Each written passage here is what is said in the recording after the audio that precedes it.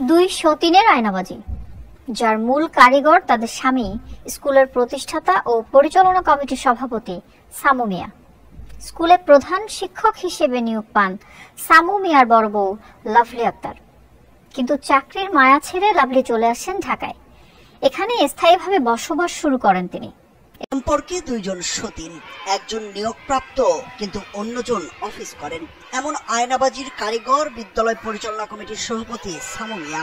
জানা গেছে, নিম্ন মাধ্যমিক বিদ্যালয়ের প্রধান শিক্ষক হিসেবে নিয়োগ পান তার প্রথম স্ত্রী লাভলি আক্তার, কিন্তু এই পদে অফিস করেন তার সতীন বা সামু মিয়ার দ্বিতীয় স্ত্রী মোসলেমা খাতুন।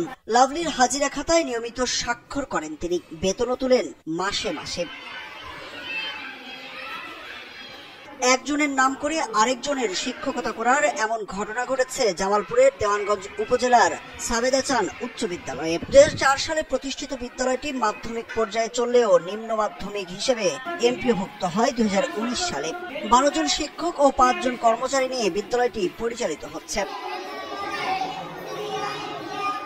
বিদ্যালয়ের প্রতিষ্ঠাতা সামু মিয়া শুরু থেকেই কৌশলে প্রধান শিক্ষিকা হিসেবে নিয়োগ দেন তার বড় বউ লাভলি আক্তারকে। তখন তিনি বিদ্যালয় পরিচালনা কমিটির সভাপতি না হলেও প্রতিষ্ঠাতা হিসাবে অনেক সিদ্ধান্ত বাস্তবায়ন করতেন। এরপর লাভলি আক্তার স্থায়ীভাবে ঢাকায় বসবাস শুরু করলে মোসলেমাকে বিয়ে করেন সামু মিয়া। লাভলির জায়গায় তাকে বসান প্রধান শিক্ষক হিসাবে। আমি স্কুলের প্রধান শিক্ষিকা, আমার স্কুলের কাছে বাসা, আমি প্রত্যেকদিন স্কুলে আসি। কেউ যদি ভুল তথ্য দিয়ে থাকে সেটা মিথ্যা বানোয়াট।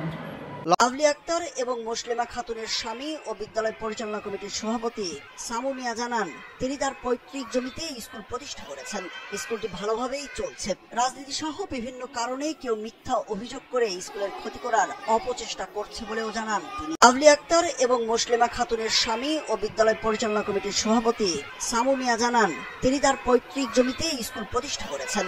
স্কুলটি ভালোভাবেই চলছে। রাজনীতি সহ বিভিন্ন কারণে কেউ মিথ্যা অভিযোগ করে স্কুলের ক্ষতি করার অপচেষ্টা করছে বলেও জানান তিনি। প্রতিষ্ঠানটার হেডমিস্ট্রেস হিসেবে দায়িত্ব আছে।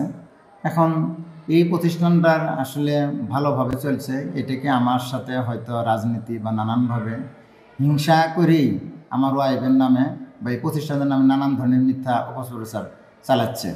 প্রথম শুনলাম তো, আমি এই যে উপজেলা মাধ্যমিক শিক্ষা অফিসারের মাধ্যমে খোঁজ নিয়ে দেখবো, ঠিক আছে, আসলে সত্যতা কতটুকু। যদি থাকে আমরা ঊর্ধ্বতন কর্তৃপক্ষকে অবহিত করবো বা প্রয়োজনীয় ব্যবস্থা নেওয়ার জন্য, ঠিক আছে। 2015 সাল থেকে এখন পর্যন্ত লাভলি আক্তার হিসাবে প্রধান শিক্ষকের দায়িত্ব পালন করছেন মোসলেমা খাতুন। লাভলি খাতুন নামে তুলছেন বেতন ভাতাও। বিষয়টি খতিয়ে দেখে ব্যবস্থা নেওয়ার আহ্বান এলাকাবাসী।